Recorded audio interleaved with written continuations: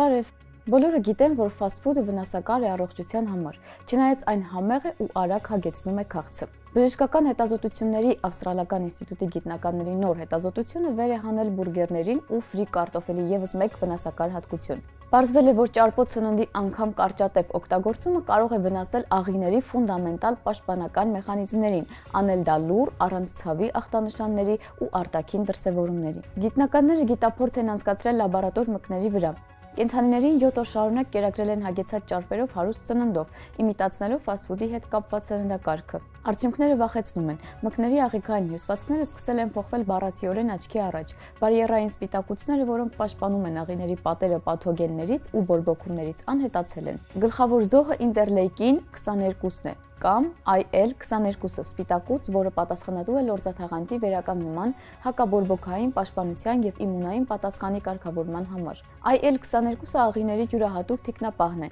Այն օգնում է վերականգնել վնասված հյուսվածքները ու կանխարգելում է բորբոքային պրոցեսները, սակայն ճարպոտ սնունդը գրեթե անմիջապես արգելափակել է այդ սպիտակուցի արտադրությունը։ Ավելին, այս ներքին փոփոխությունների ֆոնին մկները լրիվ առողջ տեսք են ունեցել։ Ոչ մի արտաքին ախտանշան, վարքագծի ոչ մի փոփոխություն։ Հենց սա է ամենատագնապալին, բորբոքումը կարող է տարիներով ննջել մարդու մարմնում, ավերելով ներքին համակարգերը, մինչև չարտահայտվի լուրջ հիվանդության, օրինակ աղիների բորբոքման կամ մետաբոլիկ ամաղտանիշի տեսքով։ Կա նաև լավ նորություն։ Գիտնականները նկատել են, որ չհագեցած ճարպերով հարուստ սնունդը, ընկույզները, ցիթապտղի յուղը, ավոկադոն, ճարպոտ ձուկը հակառակ էֆեկտ ունի։ Այն խթանում է IL-22-ի արտադրությունն ու ամրապնդում աղիների պաշտպանական ֆունկցիաները։ Այսինքն, օրգանիզմը կարող է վերականգնվել սննդակարգի փոփոխության դեպքում։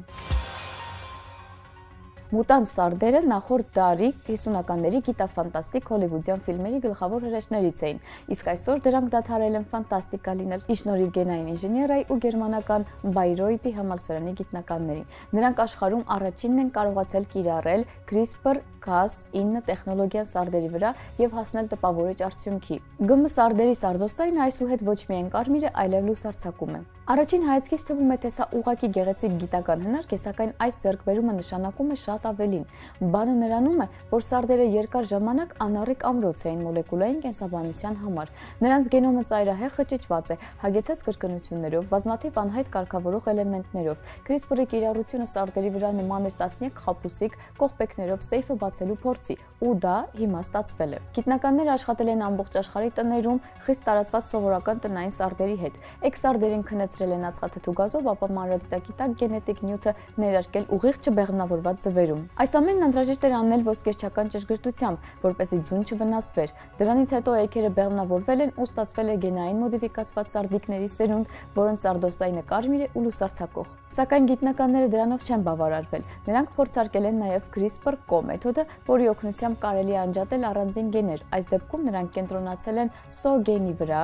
որ ինչպես ենթադրվում է առանցքային դեր է խաղում աչքերի ձևավորման համար։ Արդյունքները տպավորիչ են, որոշ սարդերի մոտ աչքերն ուղղակի չեն ձևավորվել։ Դա ոչ միայն հաստատել է հիպոթեզը, այլև ապացուցել, որ սարդերի գենային մոդիֆիկացիան հնարավոր է եւ կառավարելի։ Ինչու է սա կարևոր, որովհետեւ սարդոստայնը գիտությանը հայտնի ամենաունիկալ կենսաբանական նյութերից է։ Այն պողպատից պինդ է, պլաստիկից թեթև ճկուն, կենսատրոհվող ու անվտանգ կենդանի օրգանիզմների համար։ Առայժմ չի հաջողվել այն ամբողջությամբ սինթետիկ արտադրել, սակայն այժմ, երբ ԴՆԹ մակարդակով հնարավոր է դարձել կառավարել սարդոստայնի հատկությունները, հնարավորությունները կտրուկ ընդլայնվում են։ Մենք կարող ենք ծրագրավորել սարդերին արտադրել նախապես սահմանված հատկություններով սարդոստայն, լուսարձակող, էլեկտրահաղորդիչ, գերամուր եւ այլն։ Ապագայում դա կարող է գլխիվայր շրջել ամբողջ ոլորտներ, բժշկությունից մինչև տեքստիլ արդյունաբերություն ու ռազմական տեխնոլոգիաներ, հագուստ, որը չես պատռի ոչ ձեռքով, ոչ դանակով, ինքնավերականգնվող նյութեր, թելիկներ, որոնք լուսարձակում են ի պատասխան շրջակա միջավայրի փոփոխությունների։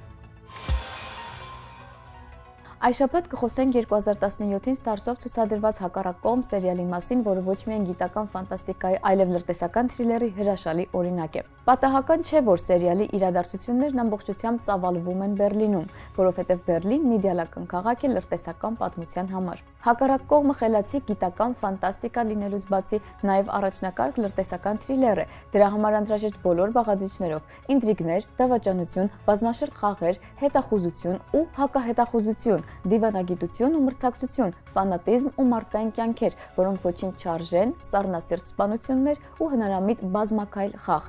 Պատմության ամբողջ հիմքը իրադարձությունների մասշտաբները բացվում են աստիճանաբար 20 էպիզոդների ընթացքում, որոնցից անհնար է կտրվել։ Սա նաև մարդկային էության հետաքրքիր ուսումնասիրություն է։ Մարդ արարածի, որը հայտնվել է իր տեսակի միլիոնավոր տարիների էվոլյուցիայի ընթացքում երբեք գոյություն չունեցած ունիկալ պայմաններում, ու այդ պայմաններում մարդու վարքագծի, նրա փոխվելու կամ նույնը մնալու մասին։ Ի վերջո, ինչն է տվյալ անձին դարձնում հենց այդ անձը, գենետիկան, ոչ, շրջակա միջավայրը, տեղի ունեցող իրադարձությունները, անգամ չնչին որոշումները, ու հենց երկաթված աշխարհում կարելի է ականատես լինել, թե ինչպես է նույն մարդը միաժամանակ դաժան, մարդասպան, ով կարող է անչափահասներին հանրային վայրում սառնասրտորեն գնդակահարել ու հանդարտ սիրող ամուսին, ով անգամ ճանճին չի վնասի։ Ամեն ինչ կախված է այն ընտրությունից, որը մենք կատարում ենք ամեն վայրկյան։ Վերջապես, սա դրամա է մարդկային միայնության մասին։ Սերիալի բոլոր հերոսները, չնայած փոխազդեցությանը, յուրովի միայնակ են, յուրաքանչյուրը սեփական անցյալի կամ չիրականացված երազանքների, կոմպլեքսների ու մեղքերի բեռի տակ։ Իսկ այսօրվա համար այսքանը, կհանդիպենք։